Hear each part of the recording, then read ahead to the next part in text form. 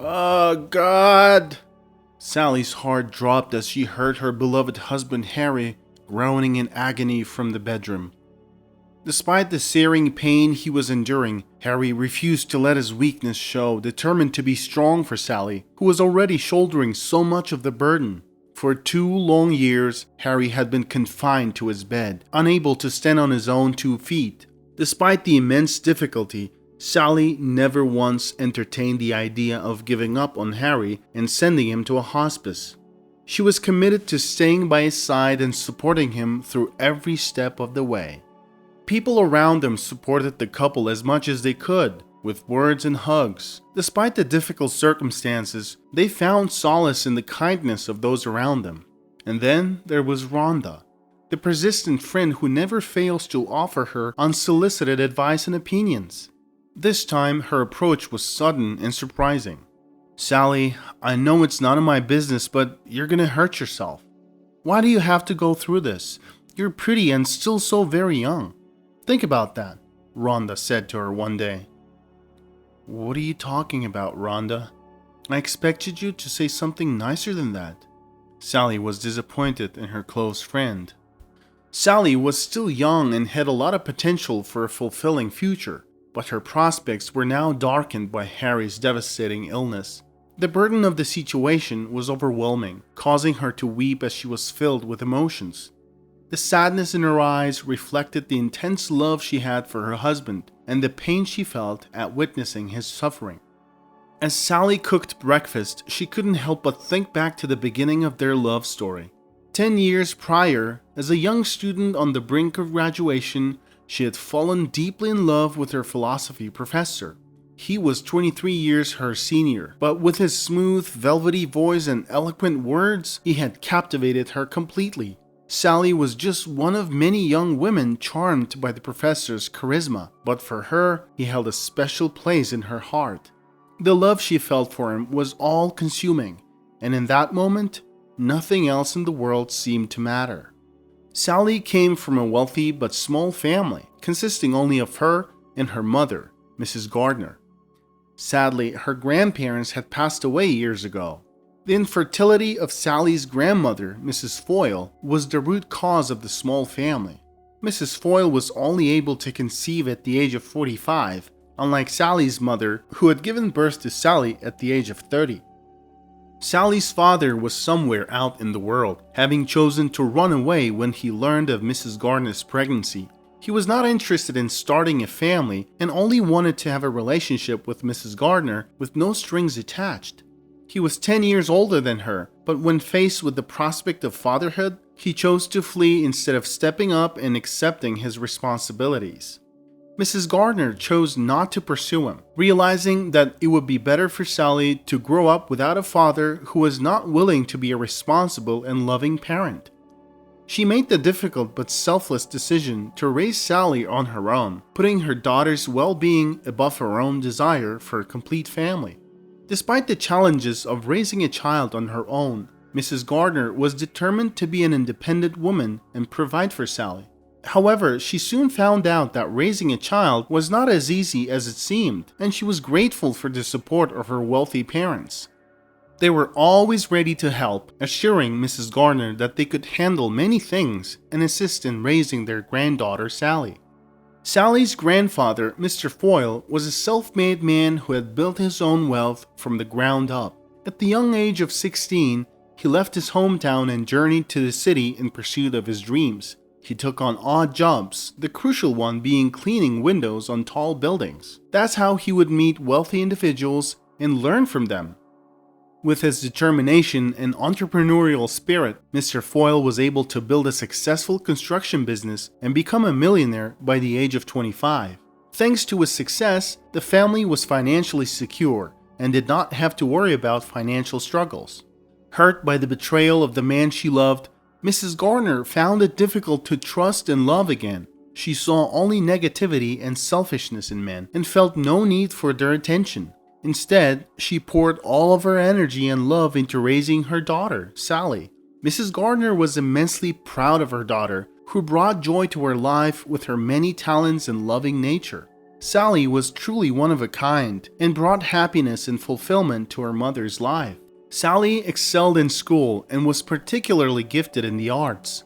After high school, she went on to study interior design in university, where she eventually landed a prestigious job at a design company in Europe.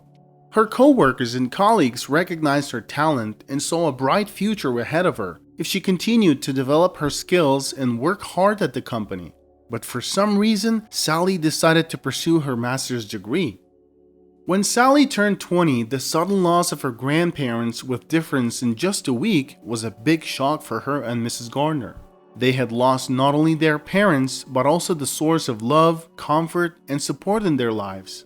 Mrs. Gardner especially took the loss of her parents hard, as she had been very close to them. They used to share everything with each other and would often talk for hours on end.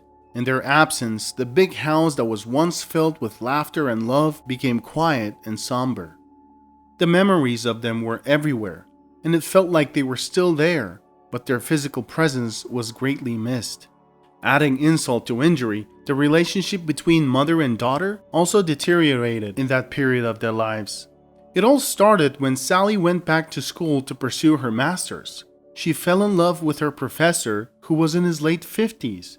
Mrs. Gardner didn't like where it was going at all. When Sally brought her boyfriend to meet her mother, Mrs. Gardner was taken aback by his age. He was nearly the same age as her. Despite him being a well-respected professor, Mrs. Gardner was able to see right through him and was not impressed by the relationship. The relationship between mother and daughter was only getting worse.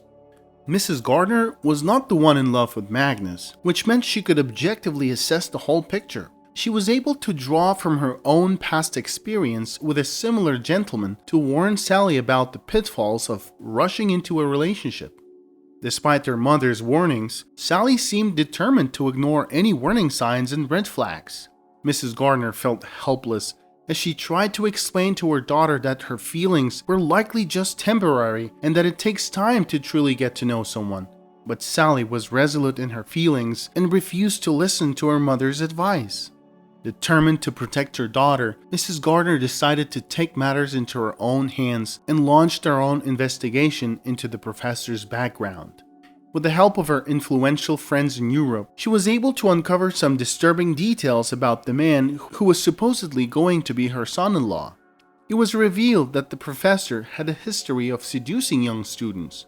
He would carefully select his victims, who were usually attractive and talented young women who were struggling with their studies. Mrs. Gardner's investigation also uncovered evidence of the professor's financial instability, as she discovered several loans under his name that were consistently overdue. At first, she tried to talk to her daughter and express her concerns, but Sally was stubborn and refused to listen. Mrs. Gardner was eventually forced to take a more direct approach and demand that Sally end her relationship with the professor. She believed that the older man was only using her daughter for monetary gain, given her family's wealth. This led to numerous confrontations between the two generations, each one becoming increasingly heated.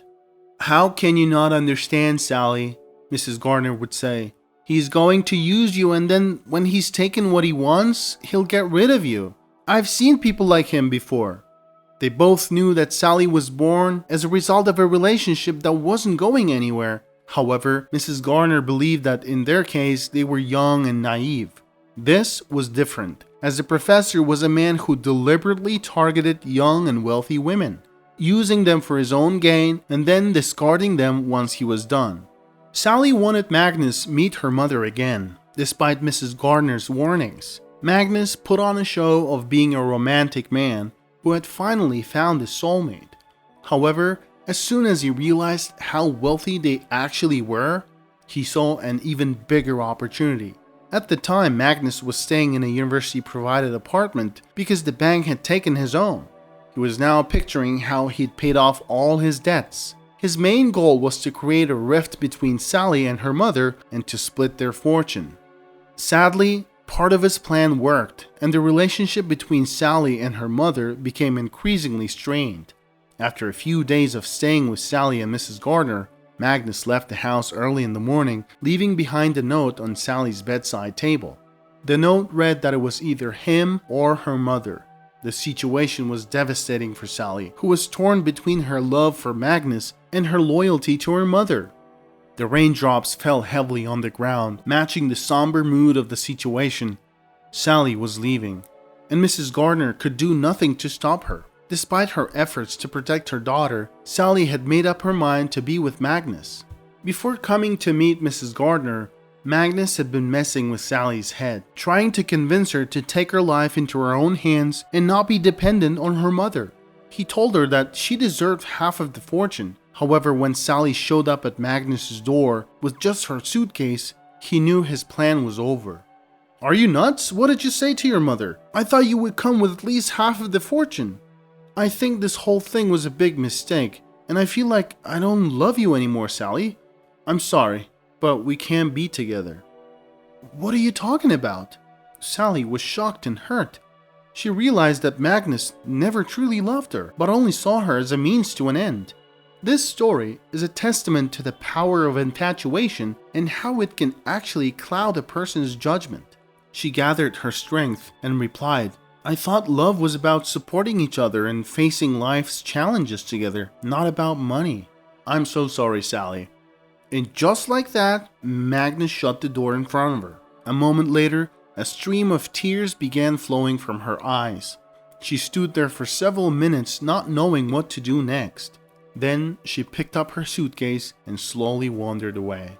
She thought hard about everything she had done wrong, how she didn't listen to her dear mom, how she ended up being scammed. Now that she was all alone, she had to figure out her ways. For now, she thought she needed to find a job. Soon she realized all the stress and anxiety made her feel so insecure that she couldn't find a decent job for her qualifications. There was one job at a school. They had been looking for an arts teacher. The school was located in an inner city, had limited funding, and mainly served students from underprivileged backgrounds. The pay was low and not many people were willing to take on the job. A young teacher faced a challenging time as the students continually teased and even attempted to harass her. Despite the difficulties, Sally showed resilience and stood her ground, expertly handling any insults or difficult situations thrown her way. To her colleagues' surprise, she was able to maintain her composure and assert herself as a competent authority figure. Eventually, something unexpected happened that led to her meeting Harry. Harry worked as a system administrator at the school and was fortunate enough to not have to deal with troublesome students. He tried to avoid confrontations with the difficult teenagers. He was thin and wore glasses, making him an easy target for bullies. He secretly liked Sally, but was too shy and lacked the confidence to approach her. For now, he remained a spectator until one day. Despite his nervousness, Harry mustered up the courage to approach Sally one day. He waited for her to exit the building, but to his surprise she was accompanied by a group of teenagers who were harassing her. Harry quickly walked behind the corner. He was too shy to call out to her, feeling that someone as beautiful as Sally would not take notice of someone like him. The teenagers were much bolder and continued to shout insults at her. Harry, hesitant about his next move, decided just to follow them. As they walked around the corner, the leader of the group, Liam, said to Sally, "Let's talk now, huh? You're too confident in the classroom." Along with two other classmates, Liam pounced on Sally and they suddenly started pulling her into an alleyway. They were out of control, seemingly under the influence of some kind of substance. Sally desperately cried out for help as she was being dragged down the alleyway. Just when she thought all hope was lost, a thin young man appeared from the other end of the alleyway. She recognized him as a geek from the school, and he was armed with a stick. Harry confronted the bullies and demanded that they leave her alone. The bullies greeted Harry's arrival with mocking laughter and quickly turned their attention to him. The situation was about to turn into a double attack, but Sally took action that she never thought she was capable of. She grabbed a brick from the ground and swung it at Liam, hitting him on the shoulder. The blow was hard enough that Liam immediately retreated and raised his hands in surrender. Then she started screaming at them hysterically, like a wounded dog. The other two bullies stopped their attack and fled the scene, but they did manage to jump on Harry on the way and beat him up. Harry was left badly injured and spent a week recovering. Sally checked up on him the whole week. After the attack, the teenagers were reported and they were expected to be sent to juvenile detention. This event had a significant impact on the school, as the rest of the students began to show more respect towards the young teacher. After all, she dealt with one of the most difficult kids of the school. From that point on, no student dared to misbehave in her class. Harry and Sally became close friends over the years, but Harry never dared to reveal the deeper feelings he had for her. He was afraid that confessing his love would lead to rejection and the end of their friendship, and he couldn't bear the thought of never hearing Sally's cheerful laughter again. When Harry finally confessed his love to Sally, she was overjoyed. She had been secretly in love with him too, but was also afraid of ruining their friendship. From that moment on, they started a new chapter in their lives and became a happy couple. Harry was an absolute opposite of Sally's previous love. He was willing to sacrifice his life for Sally's happiness. They had a wonderful time together and even planned to start a family. However, tragedy struck. Harry woke up one day with a really bad headache. When he got up, he couldn't stand on his feet. It was the unhealed hematoma from the injury. The doctors gave him a grim prognosis and informed him that he wouldn't have much time left to live. The only hope they had was a costly procedure at a clinic, which they couldn't afford. Sally considered asking her mother for help, but her mother had sold her home and disappeared without a trace, wanting to leave her past behind. Sally had to leave school to take care of Harry, but they needed some kind of income. She looked for something part-time for a while and found one. A wealthy household needed a cleaner. She was happy they hired her, even though the residents appeared to be haughty and harsh towards her. But Sally didn't care about the way she was treated, as long as she was getting paid weekly. While cleaning the house, she noticed a framed portrait on the wall and couldn't believe her eyes. That was her childhood photo. She was overwhelmed by memories, but confused as to what her portrait was doing in this house. The owner said that they purchased the house recently and the previous owners must have forgotten to take it. It didn't really sound suspicious to Sally. She figured her mother must have lived in this house and, when she moved out, left a portrait. Sally thought she probably left it there on purpose since she was upset with her. Her heart ached at the moment. She really wished she could visit her mother and give her a hug. But after all that happened, she was afraid her mom would not let her near her. But she was wrong. The owners left the house. They asked Sally to just clean up downstairs and ignore the upstairs. They said their mentally ill sister had been living with them and she'd been going through a difficult time. Sally thought it's even better for her, as she won't have to do much work. While she was dusting the TV stand in the hallway, she heard a low moan from upstairs. She stopped and listened. The moaning continued and it was full of pain. As much as Sally wanted to mind her own business, it was difficult to ignore the moaning. She was familiar with this type of moaning, as it indicated that the person was in severe pain. When Harry had headaches, he would moan like that. She couldn't take it anymore and went upstairs. She slowly approached the door and noticed the key in the lock. The whole situation was getting more suspicious. She wondered why the door was locked from the outside. Something wasn't right. Eventually, Sally summoned all of her courage and opened the door silently. To her shock, she found her mother lying on the bed inside. She looked like she had been tortured.